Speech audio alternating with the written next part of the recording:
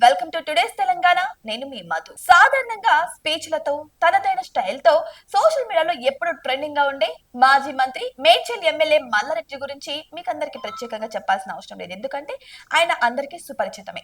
కానీ ఇప్పుడు ఈ వివాదాలకు కేర్ ఆఫ్ అడ్రస్ గా నిలుస్తున్న మల్లారెడ్డికి కొత్త తలనొప్పి మొదలైందని చెప్పొచ్చు. అవును, మీరు విన్నది నిజమే. ఎందుకంటే ఒకప్పుడు ఆయన నోటి వెంట వచ్చే మాటలు ఎంత హాట్ టాపిక్ గా మారేవో, ఇప్పుడు ఆయనపై కాంగ్రెస్ నేతలు చేసిన ఆరోపణలు కూడా అంతే సంచలనంగా మారాయి. అసలు ఏం జరిగిందంటే ఇప్పుడు డీటెయిల్ గా చెప్తాను. వీడియోని ఎక్కడ స్కిప్ చేయకుండా చాలా జాగ్రత్తగా చూడండి. ఇక వివరాల్లోకి వెళ్తే, గత అసెంబ్లీ ఎన్నికల్లో మల్లారెడ్డి తప్పుడు అఫిడవిట్ సమర్పించారని, అందువల్ల ఆయనను ఎమ్మెల్యే పదవి నుంచి తొలగించాలని కాంగ్రెస్ పార్టీ నేతలు డిమాండ్ చేస్తున్నారు. కేవలం మల్లారెడ్డి మాత్రమే కాదు, ఆయన అల్లుడు మల్కాజిగిరి ఎమ్మెల్యే మర్రి రాజశేఖర రెడ్డి కూడా వందల కోట్ల విలువైన ఆస్తులను దాచిపెట్టారని కూడా ఆరోపించారు.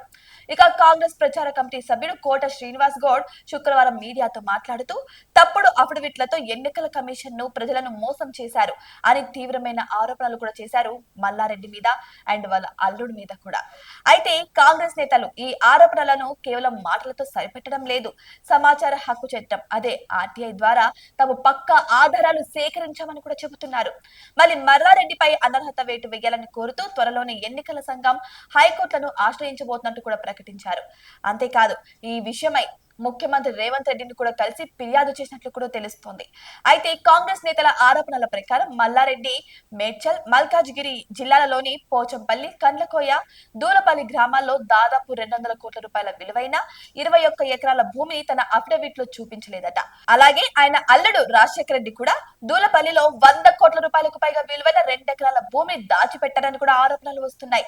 ఈ ఆస్తులన్నీ బయటపడితే తెలంగాణ రాజకీయాల్లో మరోసారి పెను సంచలనం ఖాయమని తెలుస్తోంది. ఇక మల్లారెడ్డికి వివాదాలు కొత్తేం కాదు. ఆయనపై గతంలో కూడా పెద్ద ఎత్తున భూ కబ్జా ఆరోపణలు కూడా ఉన్నాయి. కాంగ్రెస్ ప్రభుత్వం వచ్చాక ఆయనతో పాటు ఆయన అల్లుడిపై కూడా భూ కబ్జా ఆరోపణలు మరోసారి తెరపైకి వచ్చాయి. వీటితో పాటు మల్లారెడ్డికి చెందిన మెడికల్ యూనివర్సిటీ, ఇంజనీరింగ్ కాలేజీలపై కూడా విమర్శలు వ్యక్తమవుతున్నాయి. ఇటీవల జరిగిన కొన్ని రాజకీయ పరిణామాలు కూడా మల్లారెడ్డిని వార్తల్లో నిలిపేలా చేస్తున్నాయి. ఇక బీఆర్ఎస్ ప్రభుత్వం దిగిపోయిన తర్వాత టీడీపీ అధినేత చంద్రబాబుతో భేటీ కావడం, ఆ తర్వాత ఆయన కోడలు కేంద్ర మంత్రి బండి సంజయ్ తో సమావేశం కావడం, ఇప్పుడు రాజకీయ వర్గాల్లో ఈ విషయాలన్నీ చర్చకు దారితీస్తున్నాయి. ఇప్పుడు తాజాగా ఈ తప్పుడు అఫిడవిట్ వివాదం మల్లారెడ్డిని మరింత చిక్కుల్లో పడేసేలా కనిపిస్తున్నాయి. మరి దీనిపై మల్లారెడ్డి ఎలా స్పందిస్తారు? కాంగ్రెస్ నేతలు చెప్పినట్టుగా ఆ ఆరోపణల్లో నిజముందా?